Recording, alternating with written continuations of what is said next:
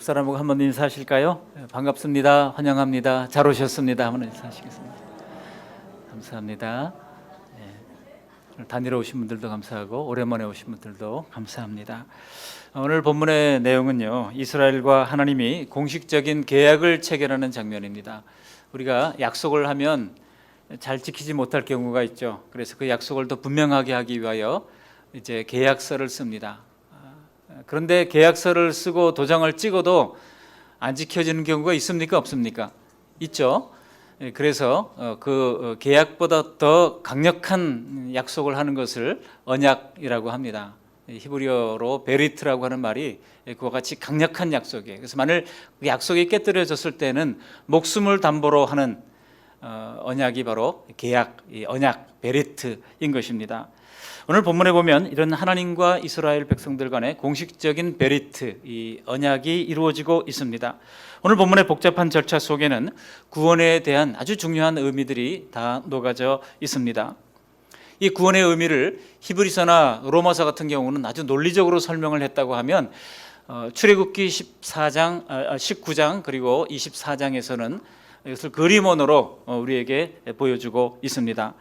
오늘 하나님의 언약식을 눈으로 본 것처럼 우리 마음속에 잘 새겨지시기를 주님의 이름으로 축복합니다. 지금 코로나 상황이 얼마나 지속될지도 모르겠고 앞으로 인류가 또 어떤 종류의 위기를 만날지 정말 예측하기가 두렵습니다. 어쩌면 점점 더 우리는 과거처럼 목회자가 하나님의 말씀을 잘 연구해서 여러분에게 귀에게 떠먹여주고 들려주는 그런 생활을 하기가 어려워질 수도 있습니다. 그러므로 우리가 각각 하나님의 말씀을 묵상하고 하나님의 말씀을 연구하고 하나님의 말씀을 통해서 은혜를 받는 그런 연습을 우리가 할 필요가 있습니다. 묵상하는 훈련이 어느 때보다도 중요해진 때입니다. 오늘 말씀을 통해서 우리의 믿음의 중요한 골조가 더 단단히 새겨주시고 구원의 골격을 분명히 세워지시기를 주님의 이름으로 축복합니다.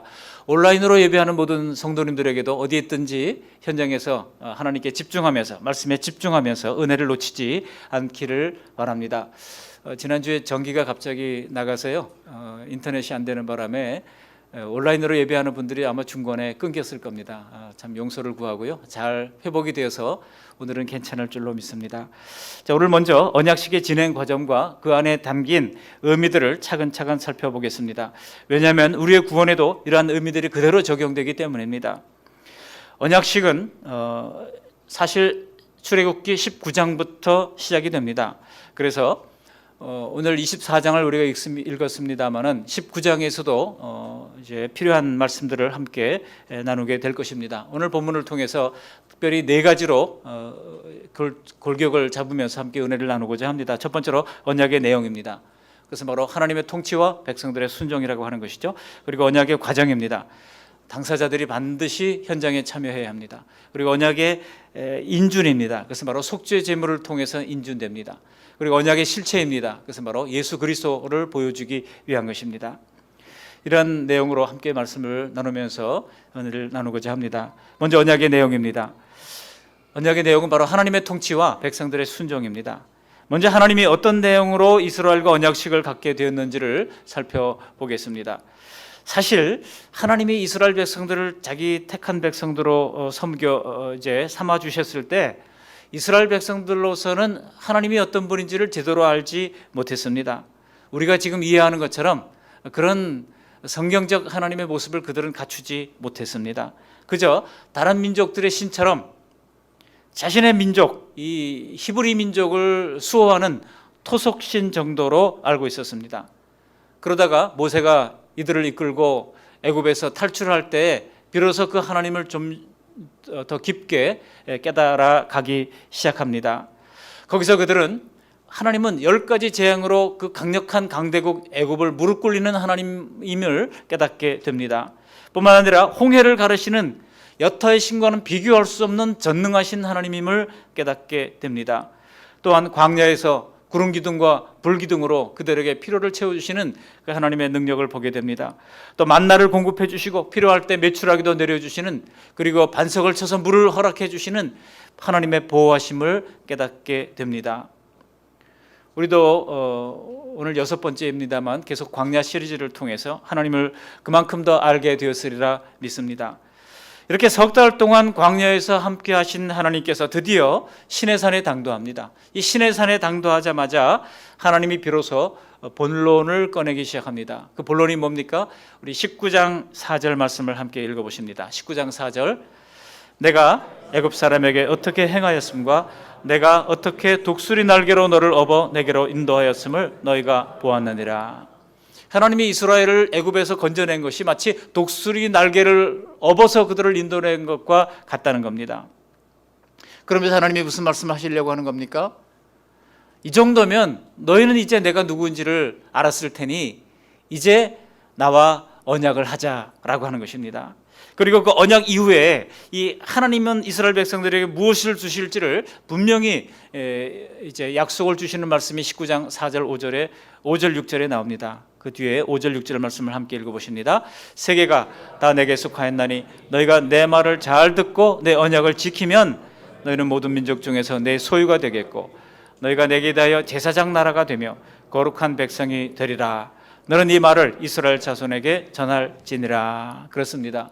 잘 지키면, 잘 듣고 지키면, 청정하면, 달리 말하면 순종하면 세 가지를 주신다는 거예요. 내 소유가 되겠고 제사장 나라가 되겠고 거룩한 백성이 되게 하겠다는 것입니다. 바로 이것이 언약의 정확한 내용입니다. 즉 이스라엘은 하나님의 말씀을 잘 듣고 율법을 잘 지켜야 했습니다. 그러면 하나님은 이들이 하나님의 소유가 되게 해주신다고 말씀하고 있습니다. 하나님의 소유를 누가 뺏을 수 있습니까? 사탄도 뺏을 수 없습니다. 하나님의 소유가 되게 해주시겠고 제사장 나라로 삼으신다. 제사장 나라라고 하는 말은 무엇입니까? 우리만 믿고 구원 얻는 게 아니에요. 나만 이 땅에서 잘 먹고 잘 살다가 죽어서 천국 가는 게 복음의 내용이 아닙니다. 나로 말미암아 내가 속한 가족에서 그리고 내가 속한 직장 속에서 제사장 나라로 이제 그들을 주님 앞에 인도하는 사명을 우리에게 허락해 주시는 것입니다. 뿐만 아니라 하나님의 이제 백성이 거룩한 백성이 되게 해주신다고 말씀하고 있습니다. 그러나 당시의 이스라엘 백성들은 이 하나님의 약속의 말씀을 잘 깨닫지 못했습니다. 그냥 하나님이 우리를 애굽처럼 강대국 만들어 주신다는 거구나 그렇게 생각을 했어요. 여러분 예수님 당시도 마찬가지 아니었습니까? 예수님 당시도 이스라엘 백성들은 메시아가 오기만 하면 우리를 로마의 압제에서 건져주실 뿐만 아니라 우리를 로마처럼 강력한 나라로 만들어 주실 것이다라고 하는 기대를 가지고 살았던 것입니다. 이거는 오늘날도 마찬가지입니다. 오늘날 성도들도 하나님을 믿고 따르면 이 세상에서 하나님이 모든 것을 채워주시고 소원을 이루어 주실 수 있는 것으로 생각하는 경우가 많습니다. 절대 잘못된 믿음입니다. 여러분 이것이 우리 한국교회가 100년을 넘어가면서 그동안 사회로부터 인정을 받지 못했던 소위 프로스페리티 가스펠, 번영 복음의 번영 신학의 결과를 지금 오늘 우리가 보고 있는 것입니다. 여러분 개혁 신학은 그렇지 않습니다. 개혁 신학은 무엇입니까? 하박국 선지자가 얘기했는 것처럼 하박국서 보시면은요 다 없는 것뿐이잖아요. 비록 무화과 나무가 무성하지 못하며 포도나무에 열매가 없으며 감람나무에 소출이 없고 다 없어요. 없어도 하박국 3장 18절 보면 난 여호와로 말미암아 즐거워하며. 여러분 이것이 개혁신학입니다. 개혁신학은 곧 성경을 그대로 믿고 성경대로 살고자 하는 그런 신학이 바로 개혁신학인 것입니다. 우리 장로교는 이 개혁신학의 전통 위에 세워져 있습니다. 그러니까 다 없어도 아무것도 가진 것도 없어도 하나님으로 말미암아 기뻐하고 즐거워할 수 있는, 코로나로 말미암아 지금 어려움이 있어도 그래도 우리가 감사할 수 있는, 이번 추수감사절의 주제가 뭐예요? 그래도 감사해요. 그래도 감사할 것이 얼마나 많습니까? 헤아려 보면 너무나 감사할 것이 많아요. 우리가 번영신학의 논리에 빠져 있으면요 감사할 게 아무것도 없습니다. 기뻐할 수도 없습니다. 그러나 우리는 성경적 신앙을 간직하게 될 때 비로소 우리는 그럼에도 불구하고 감사할 수가 있고 없어도 감사할 수 있고 기뻐할 수가 있는 것입니다. 예수 믿고 우리가 소원을 하나님께서 허락해 주시고 이 땅에서 자녀들이 잘 되고 번성하다가 죽어서 천국 가는 것만을 의미하는 것이 아니에요. 오늘 이스라엘과 언약하신 것처럼 똑같은 내용이 포함되는 것입니다. 하나님이 통치하시고 우리는 그 통치를 받아들여서 순종하고 그럴 때 하나님께서 거룩한 백성으로 제사장 나라로 그리고 하나님의 소유로 삼아 주신다는 것이 오늘날 우리들에게도 동일한 복음의 골격인 것입니다. 하나님이 우리를 소유하신다면 사탄도 우리를 건드리지 못해요. 우리는 전에 죄로 오염된 채로 살았고 그 죄는 우리 인격과 삶의 악한 열매를 맺어왔습니다. 그래서 얼마나 나를 괴롭게 했고 얼마나 나의 가족을 괴롭게 했고 이웃을 괴롭게 했습니까? 죄의 짐이 얼마나 무거웠는지는 우리가 예수님을 믿고 회개하고 그 짐을 다 내려놓고 나서야 비로소 깨닫게 되는 것입니다. 다행히 우리는 예수님을 진실로 믿기에 처음 믿을 때보다 점점 더 거룩을 향해서 항해하고 있습니다. 더 좋은 열매들을 맺어가고 있습니다. 정말 가족과 이웃 교인을 이끌고 하나님의 제단에 나갈 수 있는 가족의 제사장 역할을 내가 아니면 누가 감당할 수가 있겠습니까? 바로 그것이 하나님이 우리와 언약하신 가장 큰 복 중의 복인 것입니다. 이 언약이 제대로 성취가 되기 위해서는 이 하나님의 언약을 우리가 신뢰하고 받아들여야 하는 것입니다. 그럴 때 우리의 삶에는 하나님이 주시는 다른 복들도 뒤따라오는 것입니다. 바로 이러한 조건으로 하나님이 이스라엘과 MOU를 체결하는 거예요. 양해각서를 체결하는 것입니다. 너희가 잘 듣고 청정하고 지키면 너희가 내 소유가 되겠고 하나님의 백성이 되겠고 제사장 나라로 만들어 주신다는 것입니다. 이런 은혜를 풍성히 누리는 우리 모두가 되시기를 바랍니다. 그런데 여러분, 우리가 생각하기에 인간에 대한 모든 고난을 가지고 계신 하나님이 그냥 내가 너희를 지배하겠다 그러면 끝날 것 같은데 우리 하나님 그렇게 하지 않으세요. 우리 하나님은 인격적인 하나님이십니다. 그래서 하나님이 어떻게 하십니까? 이 언약이 체결될 때까지 백성들에게 몇 번이고 물어보는 거예요. 너희가 이렇게 하겠냐? 물어보는 것입니다. 마치 요한계시록 3장 20절에도 보면 우리 예수님의 모습을 뭐라고 소개하고 있습니까? 내가 문 밖에 서서 두드리노니. 우리 예수님은요, 문을 부수고 들어오실 수도 있는 능력 있는 분이십니다. 그러나 그렇게 하지 않으세요. 우리가 우리의 마음을 스스로 열 때까지 주님께서는 한도 끝도 없이 계속 문을 두드리는 것입니다. 두드리시면서 문을 열면 내가 너에게로 들어가 너는 나로 더불어 먹고 나는 너로 더불어 먹으리라고 약속을 하고 있습니다. 영국 화가가 그림을 하나 그렸죠. 윌리엄 홀맨 헌트라고 하는 사람이 문 밖에 서서 두드리는 예수님이라는 그림을 그렸습니다. 아마 보신 분들도 있을 거예요. 그 문이 어떤 문입니까? 창문 옆에서 두드리는 분이 아니에요. 문 밖에 서서, 출입문 밖에 서서 두드리십니다. 안에서 들어와서 두드리는 분이 아니라 우리가 마음문을 열 때까지 우리 예수님은 끊임없이 우리의 마음을 두드리십니다. 출입문 밖에서 두드린다고 하는 것은 들어가기를 원하신다는 뜻입니다. 우리의 마음문을 인격적으로 두드리시면서 우리가 반응할 때까지 우리 주님은 기다리십니다. 얼마나 기다리셔요?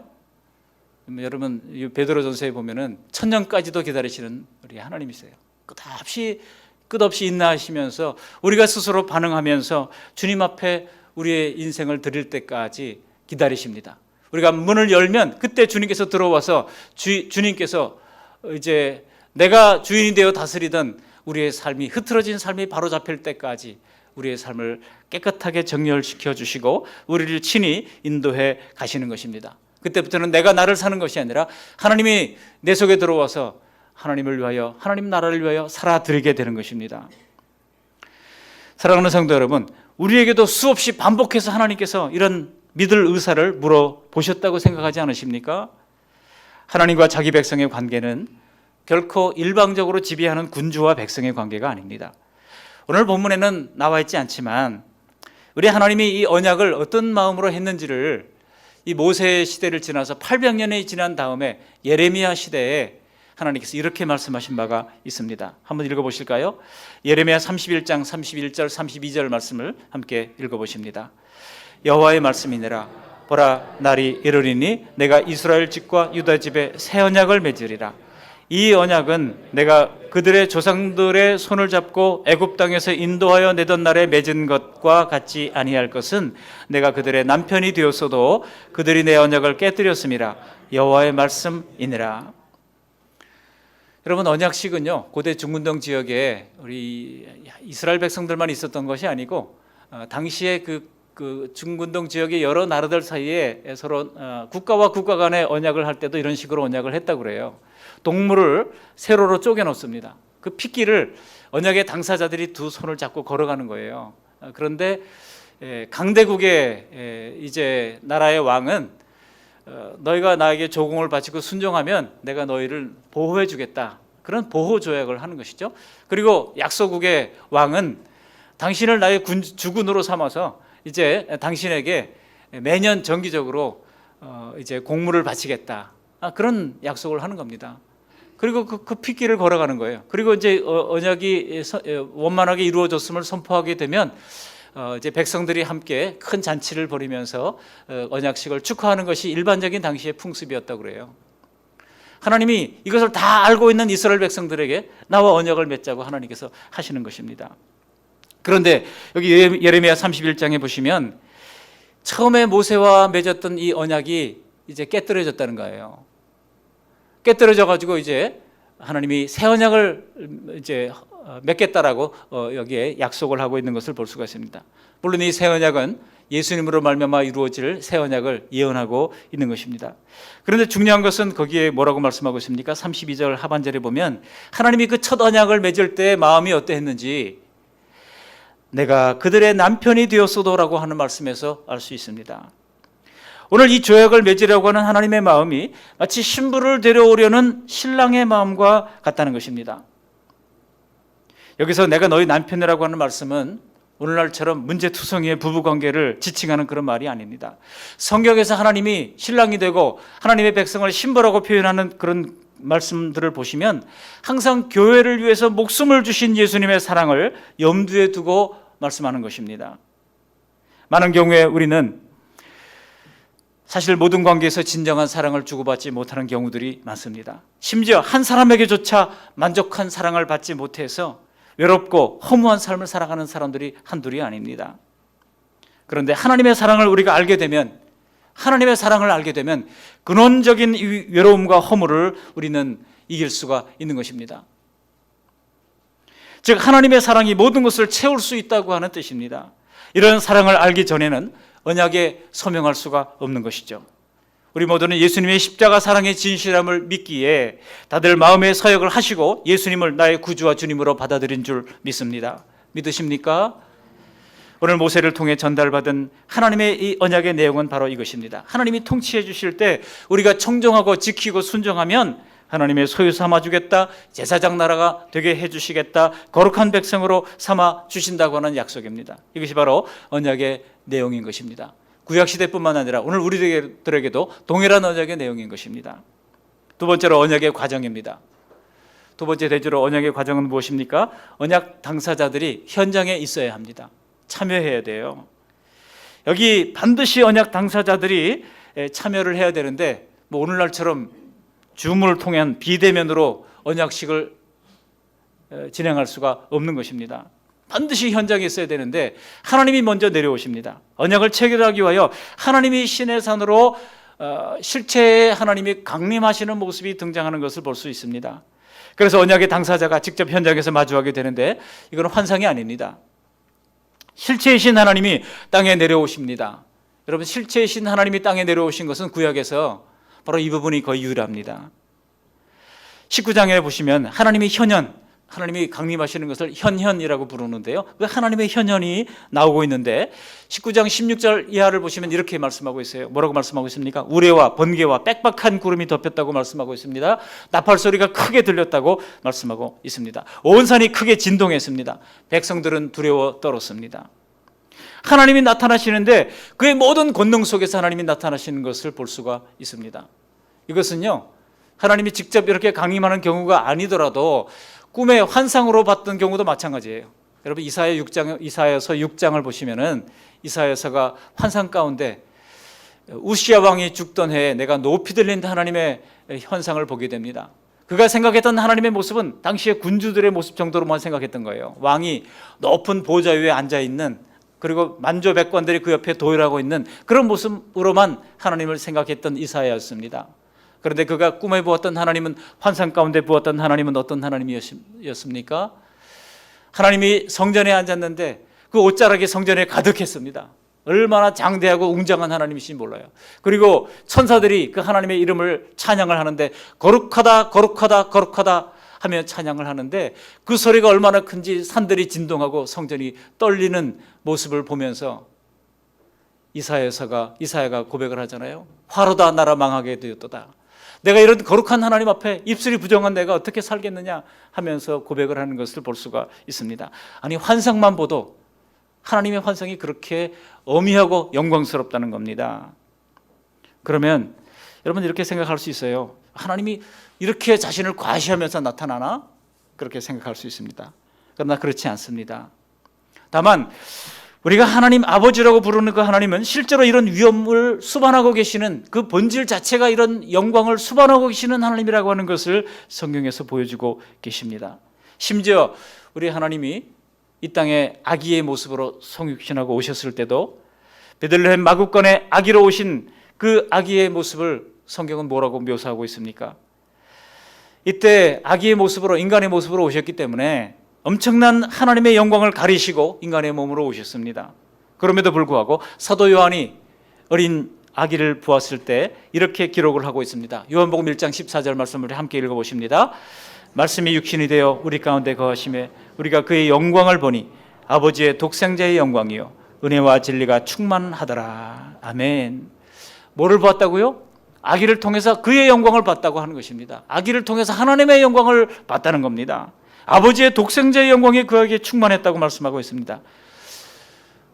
아기지만, 인간의 몸으로 오셨지만 거기에는 범접할 수 없는 하나님의 영광이 어린 아기에게 있었다고 하는 것입니다. 그러면서 뭐가 충만했다고 그래요? 은혜와 진리가 충만했다고 말씀하고 있습니다. 여러분, 은혜와 진리 교회라고 하는 교회가 있죠. 은혜와 진리 교회는 우리나라에 대단히 많습니다. 근데 진리와 은혜 교회가 있던가요? 진리와 은혜 교회는 없어요. 아무리 들여다봐도 없어요. 이 순서가 중요합니다. 은혜와 진리는요, 교회를 움직이는 중요한 원리입니다. 그런데 두 개가 마치 자전거의 두 바퀴처럼 같이 있어야 굴러가는 거예요. 그렇지만은 항상 선행하는 바퀴는 바로 은혜의 바퀴여야만 한다는 것입니다. 근데 진리가 먼저 앞섰던 교회가 있었죠. 성경에 보면 소아시아의 7교회 중에 요한계시록 2장에 보시면은 이 에베소 교회가 나옵니다. 그 에베소 교회의 특징이 무엇입니까? 진리를 앞세웠어요. 진리를 앞세우면서 잘못된 이단들을 색출해서 그들을 징계를 하고 또 이제 악한 사람들을 쫓아내고 하는 일들을 잘했습니다. 아주 진리에 출중한 교회였어요. 네, 여러분, 그 에베소 교회를 향한 주님의 책망이 무엇입니까? 너희가 사랑을 버렸다는 거예요. 진리는 참 잘했는데 사랑을 버렸다고 하는 것을 책망하시면서 첫사랑을 회복할 것을 말씀하고 있는 것입니다. 그렇기 때문에 여러분, 교회는요, 진리의 잣대를 들이대면 다 도망가요. 먼저 어떻게 해야 됩니까? 은혜로 품어줘야 합니다. 은혜로 품어준다고 여러분 아무렇게나 해도 우리가 신앙생활 제멋대로 해도 됩니까? 안 돼요. 그렇기 때문에 우리는 계속해서 은혜 안에서 진리를 가르쳐야 하는 것입니다. 은혜와 진리가 우리 예수님께는 충만했다고 말씀하고 있습니다. 그러니까 어린 사람의 모습으로 이 땅에 왔지만 우리 예수님께는요, 이러한 은혜와 진리가 있었고 아버지의 영광이 충만했다고 말씀하고 있는 것입니다. 놀라운 성육신의 신비입니다. 그런데 우리 예수님께서 이 땅에 오셨을 때 사람들과 같이 먹고 마시잖아요. 먹고 마시면서 바로 그들과 함께 어울리기를 원하시는 임마누엘의 모습을 보여주신 바가 있습니다. 천국에서 우리가 이런 놀랍고 장엄한 영광 중에 계시는 우리 하나님과 함께 먹고 마실 것이고 우리 예수님과 함께 먹고 마시게 될 것입니다. 하나님이 이처럼 놀라운 영광 가운데 강림하셨어요.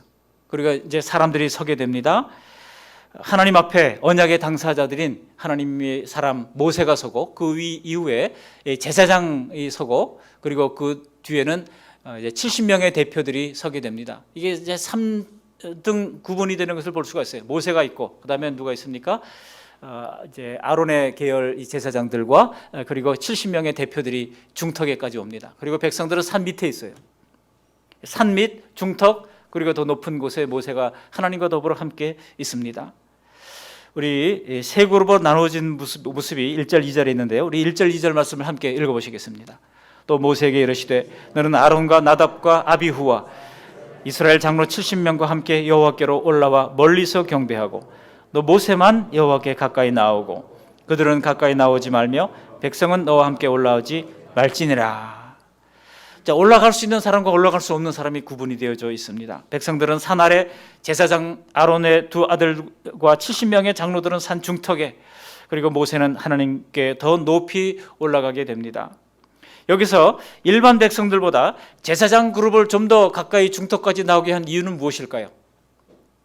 그래서 바로 이들로 하여금 증인을 삼으시려고 한 것입니다. 백성들의 대표가 되어서 현장의 증인이 되어서 나머지 올라오지 못했던 백성들에게 가르쳐야 했기 때문입니다. 이것은 지금도 마찬가지입니다. 지금 우리에게도 하나님을 더 가까이 하게 하시고 하나님께 더 가까이 나오게 하시는 이유가 있다면 그것은 그 목적이 그렇지 못한 사람들에게 우리로 증인이 되게 하기 위하여 그렇게 하신다는 것입니다. 우리 예수님께서도 마태복음 이제 28장 19절 보시면은 제자로 삼아, 그 제자로 삼는 이유가 무엇이라고 말씀하고 있습니까? 가르쳐 지키게 하기 위하여 제자를 삼아야 된다고 말씀하고 있는 겁니다. 특히 백성들을 산 아래에 두고 올라오지 못하게 하신 이유가 무엇일까요? 그 이유가 앞에 19절에 보시면 19장에 보시면은 나오게 되는데요. 우선 이 사람들이 신기한 하나님의 임재 현상을 보려고 흥분해서 하나님 앞으로 몰려들지 못하게 하기 위해서인 것입니다. 왜냐하면 이들은 아직 죄인의 상태거든요. 하나님의 본성인 공의가 그들의 죄를 보는 순간 그들을 공격할 것을 두려워하신 것입니다. 우려하신 것입니다. 여러분, 하나님은 전능하신 하나님이잖아요. 근데 역설적으로 전능하신 하나님이 못하는 것이 있습니다. 전능하신 하나님이 못하는 것이 있다면 그것은 무엇입니까? 바로 죄와 함께하는 것입니다. 죄와 병립하는 것은 할 수가 없습니다. 여기서 우리가 캐치해야 할 중요한 이 언약의 내용이 있습니다. 그것은 무엇입니까? 바로 하나님의 공의와 하나님의 사랑이라고 하는 두 요소라고 하는 것입니다.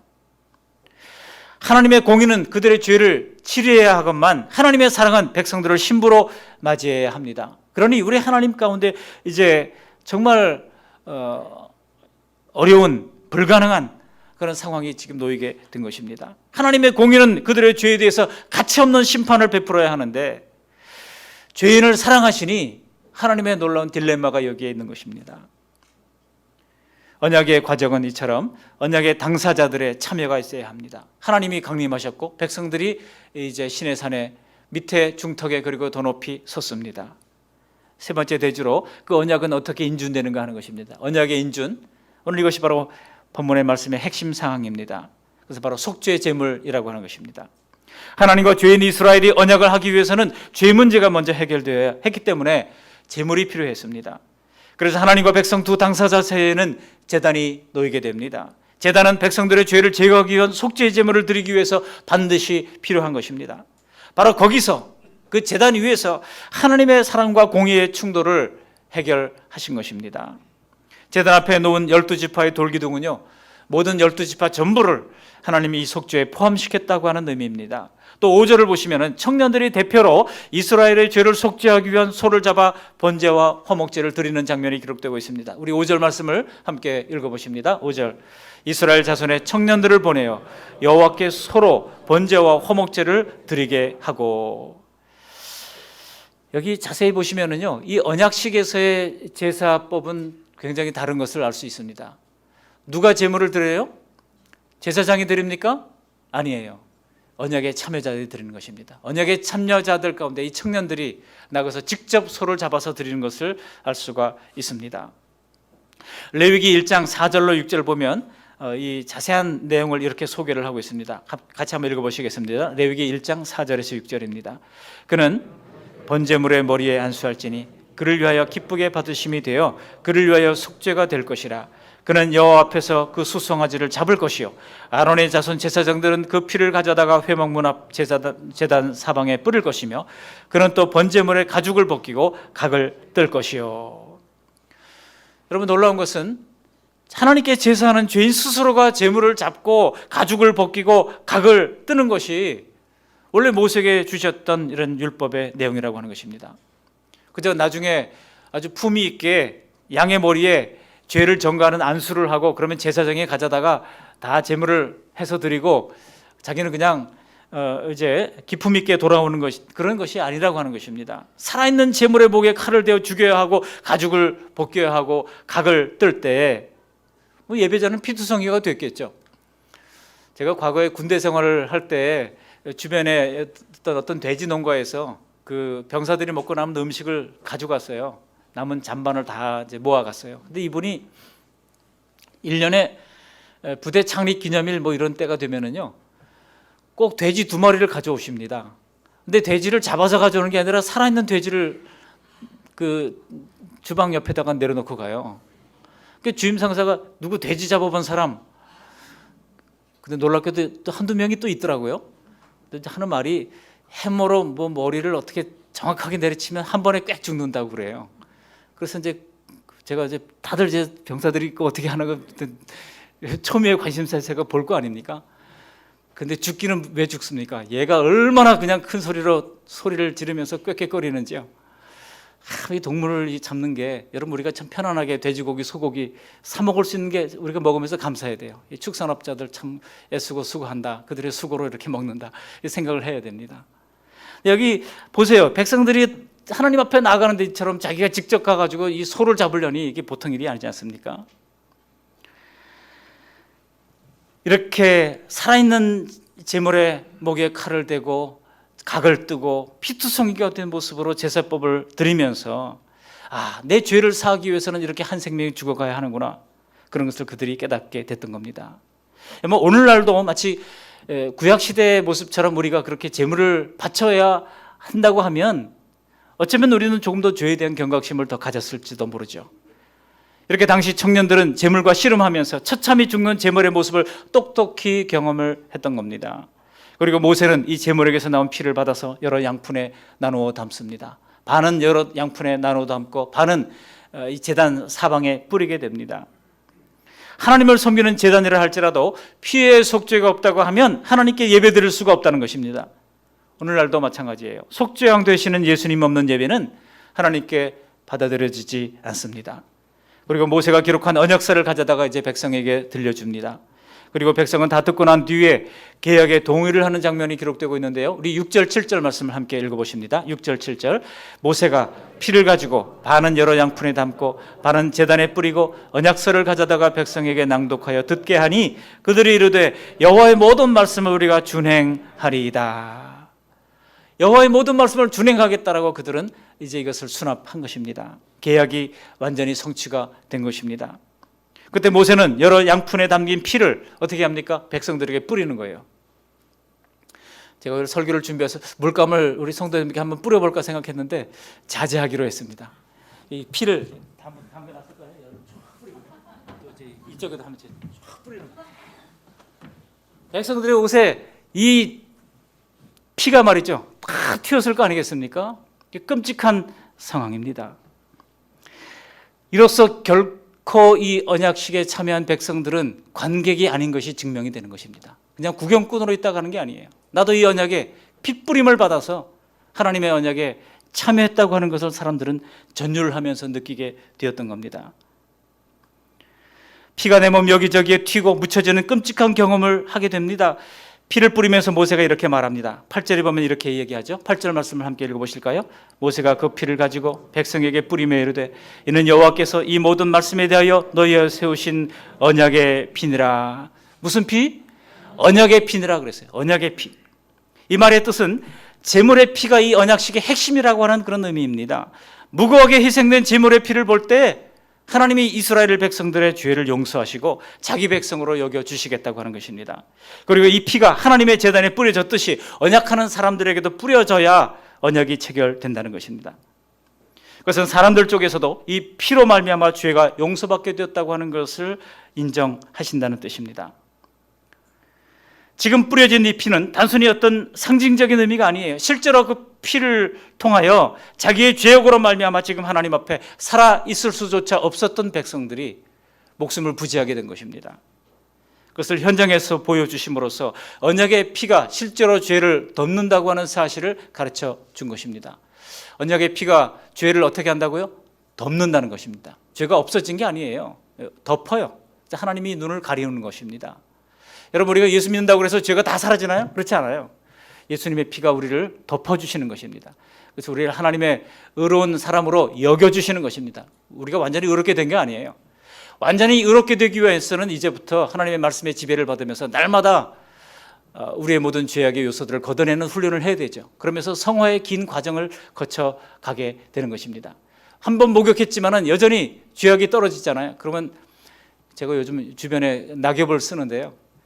교회 앞에는 그래도 깨끗해야 된다는 생각 때문에 입구를 항상 쓸어요. 하루에도 몇 번씩 쓰는데 바람이 한번 쫙 불면 그냥 한숨이 나옵니다. 이게 괜히 쓸었구나 하는 생각이 들어요. 그런 것처럼 우리가 또 쓸고 하나님의 말씀으로 죄악의 요소들을 잘라내고 또 잘라내도 여러분 세상 바람이 한번 불면은요 우수수 우리 마음에 온갖 더러운 죄악의 찌꺼기들이 떨어지는 거예요. 그래서 날마다 우리가 잘라내는 연습을 하면서 주님 오실 그날까지 우리가 가는 과정을 성화의 과정이라고 말하고 있습니다. 그러나 여전히 우리는 그 죄성을 가지고 있는 죄인들에 불과합니다. 단지 예수님의 보배 피가 우리를 덮어주셨기 때문에 덮어주셔서 하나님이 우리를 의롭게 여겨주신 것입니다. 제가 이 말씀을 묵상하면서 참 놀랍게 보았던 것이 바로 이것입니다.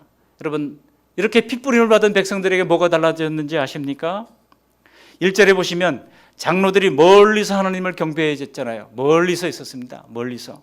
그런데 9절에 보시면 언약식을 마친 뒤에 달라진 것이 하나님께 더 가까이 나가게 됐다는 겁니다. 올라가서라고 하는 표현이 등장하고 있어요. 우리 9절 10절 말씀을 함께 읽어보시겠습니다. 모세와 아론과 나답과 아비후와 이스라엘 장로 70인이 올라가서 이스라엘의 하나님을 보니 그의 발 아래에 있는 청옥을 편듯하고 하늘같이 청명하더라. 할렐루야. 피의 언약을 통해서 이제 이들이 하나님께 가까이 다가오도록 허락되고 있습니다. 하나님의 발 아래 주변은 어떻게 됐습니까? 하나님의 발 아래 주변이 사파이어를 깐 듯이 신비하고 청명했다고 말씀하고 있습니다. 이게 청옥이 뭔가를 제가 찾아봤더니 저런 거더라고요. 영어로는 사파이어라고 부릅니다. 하나님이 오시는데 그 청옥을 편 포장도로로 온다는 거예요. 저렇게 사파이어 길을 하나님께서 걸어오시는 모습, 그것을 백성들이 목격을 하게 됩니다. 그리고 산은 어떻게 됐다고 말씀하고 있습니까? 하늘같이 청명하더라라고 말씀하고 있습니다.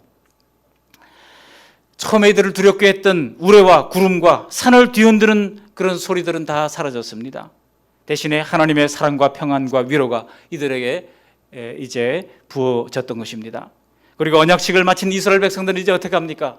하나님과 더불어 축제를 벌이는 것입니다. 11절 말씀을 함께 읽어보십니다. 하나님이 이스라엘 자손들의 존귀한 자들에게 손을 대지 아니하셨고 그들은 하나님을 뵙고 먹고 마셨더라. 원래는 하나님의 공의에 따르면 죄인들은 하나님의 손을 대야 돼요. 하나님의 심판의 손이 되어져야 합니다. 그러나 이제는 언약식을 통해서 핏부림을 받았기 때문에 하나님이 손을 대지 아니하십니다. 그리고 하나님을 뵙고 하나님과 더불어 먹고 마시는 놀라운 그림이 그려지는 것입니다. 하나님이 우리에게 주시는 궁극적인 복이 바로 이것입니다. 영원한 하나님 나라 식탁에 참여하는 것입니다. 11절 말씀은 바로 그것을 보여주는 것이죠. 예수님이 많은 잔치집에 다니시면서 우리 예수님이요 바리새인의 집에도 초청받아갖고 누구든지 예수님의 식사에 초대하면 거절하신 적이 없습니다. 하도 잘 드시고 하니까 사람들이 예수님을 비난하기까지 했어요. 그래서 예수님이 목기를 탐한다고, 예수님이 포도주를 즐긴다고 그렇게 예수님을 비난한 사람들까지 있을 정도였습니다. 여러분, 복음서가 그것을 강조해서 기록하고 있는 이유가 무엇입니까? 성육신하신 하나님이 임마누엘로 백성들과 교통하고 있음을 보여주시고자 한 것입니다. 모두의 구원이 완성되는 요한계시록에 보시면 다시 천국의 혼인잔치가 열리게 됩니다. 그렇지 않습니까? 우리의 구원은 잔치와도 같은 것입니다. 이 하나님의 식탁은 성찬식을 통해서 성도들에게 알려집니다. 뿐만 아니라 식탁 교제를 통해서, 여러분 원래 예배학에서 보면은요, 예배가 완성되는 것은 성도들의 공동 식사를 통해서 완성되는 거예요. 근데 지금 우리가 코로나로 말미암아 공동 식사를 못 하고 있잖아요. 우리가 빨리 정말 이것이 물러가고 다시 공동 식사가 되면서 완성된 예배의 모습으로 하나님께 나아갈 그날이 속히 오도록 기도할 필요가 있습니다. 뿐만 아니라 가정에서 우리가 정말 몇 가지 안 되는 반찬을 가지고 함께 식탁을 나눌 때도 감사의 기도를 드리면서 가족들과 함께 음식을 먹고 마실 때 행복한 천국의 나눔을 미리 경험하게 되는 것입니다. 이로써 하나님과 이스라엘 백성들 사이에 언약이 체결된 것입니다. 마지막 네 번째로 언약의 실체는 무엇입니까? 언약의 실체는 바로 예수 그리스도라고 하는 것입니다. 신약시대 성도들 역시 언약의 피로써 하나님의 자녀 관계가 성립이 됩니다. 시내산의 옛 언약은 이스라엘의 문제로 말미암아 실패했지만은 하나님은 완벽한 새 언약을 준비해 주셨습니다. 바로 우리 예수님께서 누가복음 22장 20절 마지막 만찬에서 십자가에 피 흘리는 그 피가 바로 시내산 때와 같은 언약의 피라고 말씀하신 것입니다. 제가 이것을 읽으면서 좀 전율하듯이 느꼈습니다. 우리 누가복음 22장 20절 말씀을 함께 읽어보실까요? 22장 20절. 저녁 먹은 후에 잔도 그와 같이 하여 이르시되 이 잔은 내 피로 세우는 새 언약이니 곧 너희를 위하여 붓는 것이라. 구약의 첫 번째 언약은 실패했지만 이제 예수님께서 영원한 그리고 단번에 모든 사람들에게 유효한 이런 새 언약의 제물이 되시고 우리를 위하여 피가 부어졌다고 하는 것입니다. 오늘 본문에는 모세가 제물의 피를 제단에 뿌렸듯이 우리 예수님께서 십자가 하나님의 제단에서 우리의 죄를 속죄하는 피를 부으신 것입니다. 십자가에 달려 숨을 거두시는 예수님을 생각해 보십시오. 시내산에서 피를 흘리고 죽어 완전히 각이 떠져 해체된 제물과 하나도 다를 게 없는 너덜너덜한 죽음의 모습이었잖아요.